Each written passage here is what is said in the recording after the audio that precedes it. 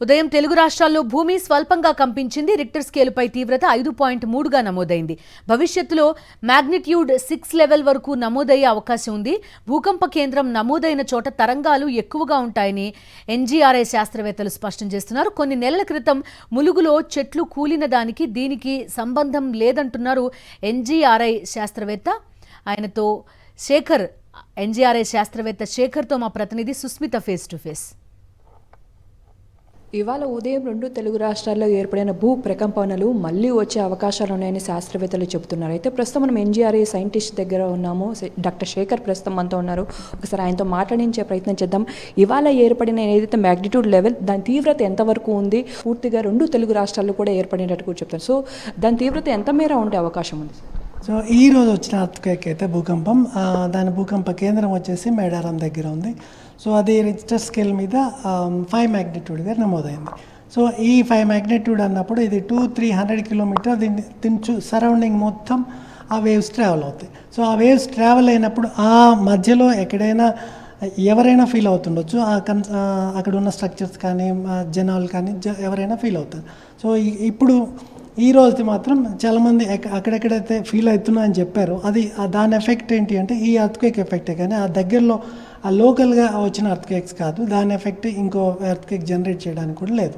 Recent history తీసుకున్నప్పుడు last 5-6 ఇయర్స్లో కూడా మనకి ఈ పులిచింతల దగ్గర కావచ్చు, శ్రీశైలం దగ్గర కావచ్చు, అది కూడా 2001లో శ్రీశైలం దగ్గర, 2020 జనవరిలో కూడా పులిచింతల దగ్గర, నెక్స్ట్ మన హైదరాబాద్ సరౌండింగ్స్లో కూడా చాలా బోరబండ, ఈ కొన్ని ఏరియాస్లో మనం చూసాం, ఐడెంటిఫై చేసాం. నెక్స్ట్ ఇటువైపు చూస్తే మనకి శ్రీరామ్ సాగర్ ఏరియా నుంచి, మేము కొత్తగూడెం ఏరియా నుంచి, భద్రాచలం ఏరియా నుంచి చాలా ఫ్రీక్వెంట్గా అర్త్క్వేక్స్ రికార్డ్ చేస్తున్నాం. ఇది మాకేం సర్ప్రైజ్ ఏం కాదు. చిన్న చిన్న అర్త్క్వేక్స్ రోజు రికార్డ్ చేస్తుంటాం.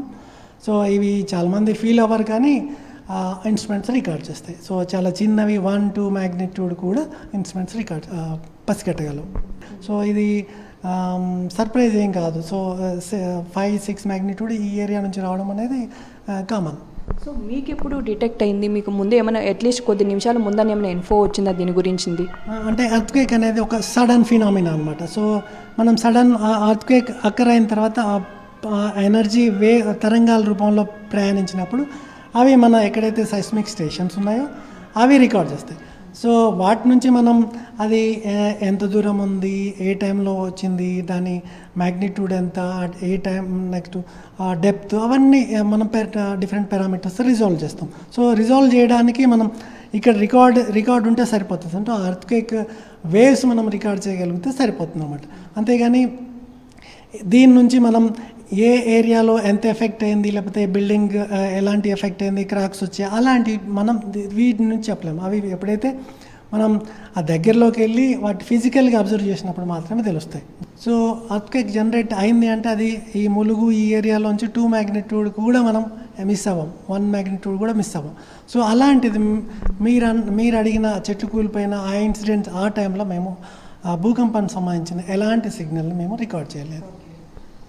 సో చూస్తున్నాం కదా, మొత్తంగా ఇప్పటి వరకు కూడా తెలంగాణలో చాలా వరకు కూడా అక్కడక్కడ భూకంప తీవ్రత అయితే నమోదైంది. అయితే ఆ తీవ్రతకి సంబంధించి చూసుకుంటే 2-3 అంతకంటే తక్కువ కూడా నమోదైన పరిస్థితి.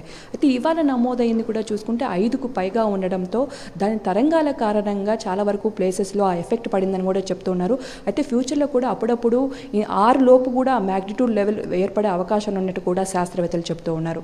కెమెరామెన్ సుధీర్తో సుష్మిత, సాక్షి టీవీ, హైదరాబాద్.